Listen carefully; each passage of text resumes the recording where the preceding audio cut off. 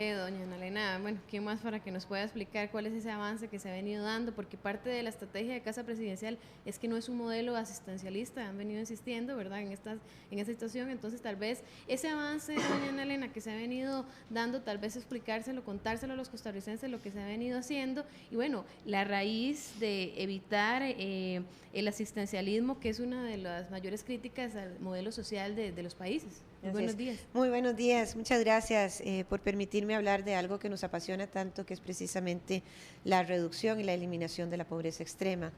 Para nosotros este ha sido un imperativo ético, ¿verdad? El poder trabajar con las familias que se encuentran bajo esta condición, la pobreza extrema, para poder nosotros calificarla y conversar con ustedes.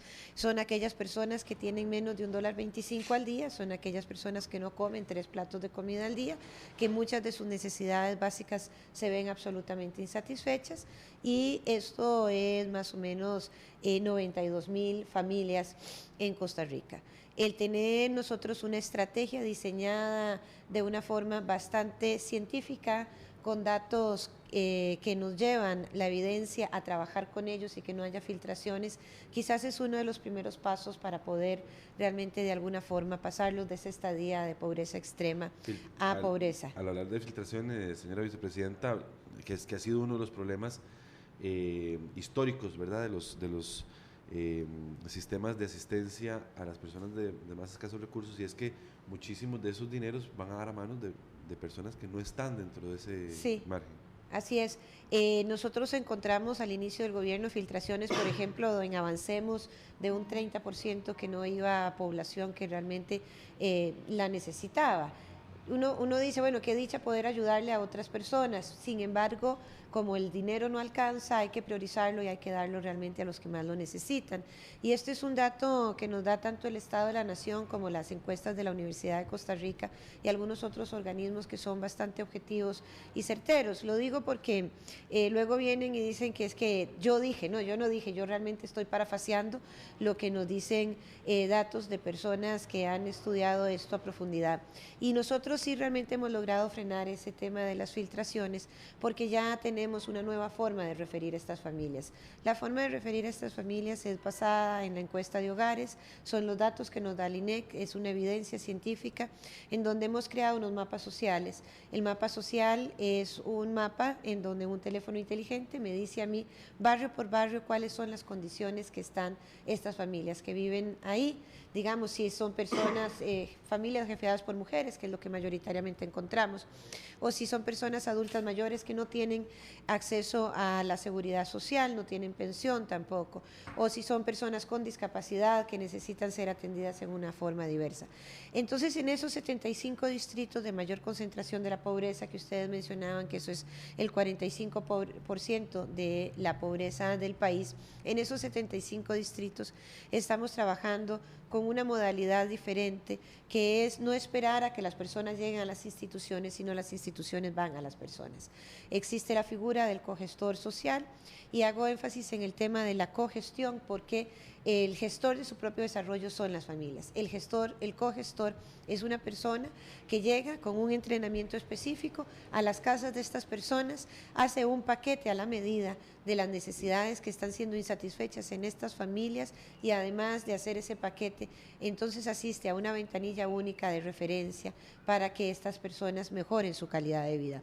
Sin embargo, las familias deben de firmar un contrato con el Estado costarricense, con nosotros gobierno, en donde se comprometen a ciertas cosas que realmente generen la movilidad social, y esa es la diferencia entre el asistencialismo puro y precisamente el tema de la movilidad social, en donde queremos dejar las capacidades instaladas para que puedan salir por sí mismos de esa condición socioeconómica. El tema de las encuestas ha dado mucho de qué hablar en este tema de pobreza extrema, doña Ana Elena, porque precisamente los números no suben, sin embargo tampoco bajaron en las diferentes encuestas, y también el tema de la pobreza versus desempleo, ¿verdad?, que también se ha visto. Entonces, ¿por qué no baja? ¿Será que como hay tanto desempleo se da un mantenimiento, hay más gente pobre? Ustedes ayudan a estas 27,000 familias, pero crece más otro número de familias. ¿Por qué no se refleja estos datos que parecieran ser positivos en las encuestas, en las diferentes encuestas? A ver, Nosotros tenemos 9 meses de estar trabajando con esto. Creo que se verá mucho mejor reflejado en un tiempo futuro. Sin embargo, la pobreza sí había crecido. Al inicio de esta administración, la pobreza global, total, estaba casi en un 22% y la pobreza extrema, que es la que estamos trabajando nosotros con mayor ahínco, de un 5 había pasado a un 6. Por supuesto que la relación mercado laboral con la condición socioeconómica de las familias es una relación absolutamente directa. Nosotros, en el momento en que conseguimos cualquiera de nosotros un trabajo, ya cambiamos nuestra situación socioeconómica. La diferencia en cómo vivimos está si tenemos o no tenemos trabajo. Nosotros hemos logrado bajar 0.8 puntos la tasa de desempleo. Eso es importante, son la creación de más o menos 14.000 nuevos empleos en este último año y por supuesto que quisiéramos bajarla más porque las tasas de desempleo que también está enfrentando Costa Rica son de las más altas en la historia del país, en este último siglo, digámoslo, ¿verdad? El desempleo en este país siempre estuvo más o menos en un 6% y ahora la tasa está en alrededor de un 10%, pero hay 3 puntos porcentuales más que viven las mujeres, es decir, las mujeres son más desempleadas, están más en la informalidad que los hombres. Siempre esa tasa golpea mucho más a las mujeres. Y eso tiene que ver con varios factores. El primero tiene que ver con la competitividad para salir a buscar un trabajo. Está absolutamente comprobado que aquellas personas que no han terminado la educación secundaria están destinadas a los empleos mal pagados. Y nosotros también tenemos un país, por lo menos hasta el año pasado, en donde cada 10 muchachos que entraban al colegio, 6 no lo terminaban. Es decir, un 60% de personas que iban a estar destinados a empleos no calificados y probablemente a estar en la informalidad. A eso se aúna, digamos, de nuevo, desagregando las estadísticas por género, que las mujeres con las maternidades tempranas también hacen que sean excluidas del sistema educativo por diferentes circunstancias y por lo tanto en este país con una tasa de embarazo adolescente de un 20%, en donde 14.000 mujeres por año menores de 19 y mayores de 15 están teniendo hijos, pues es una tasa que tampoco nos ayuda a la competitividad. Entonces hay que ver las causas estructurales, ¿verdad?, del empleo. Una de las cosas que nosotros estamos haciendo es empléate inclusivo también. Empléate inclusivo es empleo para personas con discapacidad. La tasa de desempleo de las personas con discapacidad es mucho mayor, llega hasta un 74%. Por lo tanto, hemos tomado acciones afirmativas para que se empleen sobre todo quienes están, digamos, en el grueso de esas estadísticas que usted menciona, que son jóvenes, mujeres y personas con discapacidad. También, por supuesto, que queremos mayor atracción de inversión en el país y lo hemos estado logrando, trayendo nuevas empresas que vengan a instalarse, pero piden mano de obra muy calificada, ¿verdad? Entonces, hay empresas que te dicen, yo me instalaría en Costa Rica si usted me da, por ejemplo, 200 matemáticos por año. Nosotros no producimos 200 matemáticos por año. Sí producimos 200 periodistas por año y yo, que soy la madre de una periodista, me doy cuenta, digamos, que obviamente hay carreras que hay más personas en el mercado y menos demanda para ellos, como podría ser también psicólogos y otras carreras de las ciencias sociales, y las economías, las ingenierías, pareciera que ahí, por supuesto, siempre va a haber un mejor nicho. En ese sentido, estamos haciendo eminentes esfuerzos con Yo Me Apunto y algunas otras estrategias de retención estudiantil, porque ahí está la clave, ¿verdad? Y vemos también con mucha tristeza que los empleos que se han perdido son empleos sí no calificados, ¿verdad? Son empresas, por ejemplo, que ocupaban mano de obra no calificada, que de nuevo en el mercado es muy difícil volverla a colocar, y para esto hemos abierto 150 nuevos nombramientos del INA en carreras que tengan demanda en el mercado. Entonces abrimos 21.700 cupos en el INA en carreras que sí sabemos que tiene una oferta, ¿verdad? Por ejemplo, el INA enseña cosas que ya ha perdido oferta laboral, o cursos de, no sé, pintar uñas o macramé o hacer jaleas, cosas que uno sabe que aprendiéndolas realmente no va a salir de la pobreza, pero sí hemos hecho unos estudios acompañados de la Unión de Cámaras, de CINDE y de las cámaras de turismo también, en donde sabemos que hay oferta laboral para poder capacitar técnicamente en periodos más o menos cortos a estos muchachos y muchachas. Y esas son estos 21.700 cupos que le menciono. Doña Ana Elena, uno de los principales retos cuando se lanzó el programa de Puente del Desarrollo, que tiene que ver con esta ventanilla única, digamos, de atención, era poder reducir la brecha de como ayudas cruzadas que se estaban repitiendo, ¿verdad? Digamos que un mismo grupo familiar estaba recibiendo la misma ayuda, digamos, para el mismo objetivo desde varias instituciones. Ustedes ya después de cerrando este primer año, digamos, de Puente al Desarrollo, tienen ya medido cómo se ha bajado, digamos, esa duplicidad, digamos. Y para decirlo un tico, esa plata mal invertida, ¿verdad? Bueno, sí, claro. A ver, primero, nosotros ya estamos listos para salir con el SINERUVE, que es el Sistema de Registro Único de Beneficiarios. Es poder compartir todas las bases de datos de las diferentes instituciones sociales en un solo software que nos permita ver eso. Por ejemplo, a Ana Chacón nosotros le damos un bono de vivienda, pero también le dimos una beca para que sus hijos estudiaran, pero también tiene una pensión del régimen no contributivo, porque, ¿verdad? Entonces, bueno, juntando todas estas variables, ¿por qué esta persona no está saliendo de la pobreza? ¿Por qué tenemos 20 años de administrarle la pobreza a las personas? Siempre hay nuevas familias que pueden entrar en la pobreza, pero la idea es que lo que usted esté condicionado a que genere algún nivel de movilidad social. El SINERUVE realmente es una herramienta valiosísima, no solo para transparentar la política pública y la política social específicamente, sino que es la posibilidad de evitar esas duplicidades y también de evitar las filtraciones. Nosotros, ya poniendo en práctica la estrategia de Puente al Desarrollo, nos hemos dado cuenta, por ejemplo, que teníamos que mejorar ciertas estrategias de gerencia. Es decir, si una trabajadora social de Limas, que ya le ha hecho el estudio a la familia de Puente al Desarrollo, decide mandar a esta familia a la Caja Costarricense del Seguro Social para que sea beneficiario de una pensión del régimen no contributivo porque califica en pobreza extrema, etcétera. Ya esa persona, por ejemplo, no tiene que pasar de nuevo porque otra trabajadora social de esa institución le vuelva a hacer los mismos estudios para llegar al mismo resultado, sino que nos estamos basando con un estudio certero de una sola persona. Y también hemos visto los días de respuesta. Porque es importante, ok, nosotros llegamos a una ventanilla única, pero yo me doy cuenta que en esta familia hay problemas de nutrición. En este país todavía hay muchos chiquitos que tienen problemas de nutrición y estoy hablando entonces que lo que están son desnutridos o en una etapa muy inicial de desnutrición.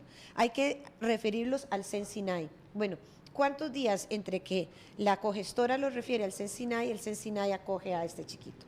Los tiempos de respuesta deben de ser muy cortos. Los protocolos de actuación que hemos generado con las diferentes instituciones también dicen, ¿verdad? Y como lo dicta el decreto de creación de Puente al Desarrollo, que estas personas tienen que ser atendidas en forma prioritaria y en un periodo corto, pero hemos visto que hay regiones que responden mucho más ágilmente, otras tienen menos. Agilidad, eso significa que hay personas que lo están haciendo mejor en una institución que otras y por lo tanto nos ha servido para mejorar la gestión. Estamos constantemente viendo que hay un tema de gestión dentro de las instituciones que siempre están sujetas a mejora. Doña Ana Elena, es imposible no tenerla aquí y preguntarle sobre temas en los que usted ha sido muy luchador, usted ha sido muy vehemente en los temas de minorías, mujeres, personas del mismo sexo, personas con discapacidad, etcétera. Hay un tema que está en la mesa y que se ha discutido mucho, que es el tema de fecundación in vitro, por ejemplo, ¿verdad? Entonces, sin un horizonte claro. Nos gustaría tal vez conocer su posición al momento. El Poder Ejecutivo retiró el proyecto de ley en la Asamblea Legislativa por las situaciones, sí, exacto. Por el extraordinario. Sí, correcto. Entonces, doña Ana Elena, ¿cuál es su posición? Termina el año, no hay FIP, las parejas siguen un poco desesperadas, la Corte Interamericana de Derechos Humanos presiona a Costa Rica. Sí. ¿Qué sigue? ¿Cuál es el proceso? ¿O cuál es su apoyo a esta población infértil que necesita en un proyecto como este. Claro, a ver, nosotros hemos hecho desde el Ejecutivo lo que nos correspondía, que era hacer un decreto ejecutivo, el cual está en la Sala Constitucional, ¿verdad? Porque precisamente las poblaciones conservadoras se han opuesto a esto.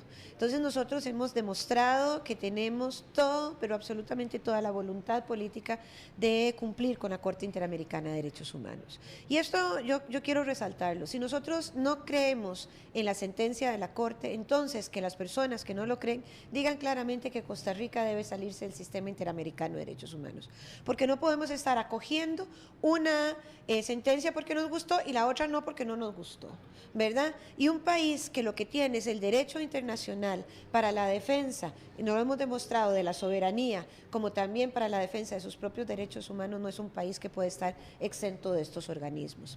Por lo tanto, yo he dicho una y otra vez que la metodología por la cual FIF fue declarada inconstitucional en el año 2000, es una metodología que ya no se utiliza. La ciencia ha avanzado muchísimo y creo que hay que ponerse a estudiar precisamente cómo se hace el proceso de la fecundación in vitro. Es tan grave exigir la maternidad como es tan grave prohibir la maternidad. Y en eso hay que tener una enorme claridad de que nosotros seguiremos luchando porque las personas, y aquí nos hemos amparado a la Convención de Igualdad de Oportunidades para las Personas con Discapacidad, viendo la infertilidad como una discapacidad, es decir, como una limitante física de estas parejas para concebir de forma biológica sus hijos. Y ahí hay que seguir, por supuesto, que trabajando. A mí me da mucho dolor que las parejas que han luchado por esto sean parejas que ya se quedaron sin la oportunidad de oro, porque realmente si usted no cree en FIF, no lo haga para usted mismo. Pero yo que fui diputada siempre digo que uno debe de legislar con dos instrumentos debajo del brazo, con la Constitución política y con los derechos humanos. Y de ahí deja sus dogmas y sus creencias a un lado para poder aplicarlos en su vida personal, pero no los puede imponer en las vidas de los demás. Y ahí se ha cometido una injusticia. El hecho de que esto haya sido retirado de extraordinarias, como ustedes dicen, que es un proyecto de ley, se da porque la Sala también debe de pronunciarse sobre el tema del decreto. Y además el Colegio de Médicos se ha pronunciado también, ¿verdad? A favor. Y ha dicho el proyecto de ley, así como está, es mejor que no tengamos ley, ¿verdad? Sí. El colegio está a favor del decreto nuestro, los médicos están a favor, todas las personas respetuosas de los derechos. No tanto. La caja no tanto, digamos, la caja, bueno, tiene una autonomía por constitución, el departamento legal y financiero ha presentado algunas objeciones, sin embargo, me parece que tenemos que seguir por la senda que el señor presidente muy bien ha trazado, que es el respeto a los derechos de estas parejas, y por supuesto que yo quiero un país con FIF, quiero un país respetuoso de los derechos humanos, porque quisiera terminar una reflexión de algo que siempre me ha parecido tan odioso, que es que el que tiene recursos financieros lo logra, y el que no, entonces se queda aquí, ¿verdad? Es decir, la persona que puede pagarse hacerlo en Colombia, en Panamá, en Estados Unidos, se va. Y esa diferencia odiosa entre quien tiene recursos y quien no lo tiene, este gobierno de la República quiere realmente deshacer esas brechas para saber que este es un país que otorga igualdad de oportunidades para todos. Entonces tenemos que esperar, y lo esperaremos, estoy seguro que toda la población, esa resolución de la Sala. Así es.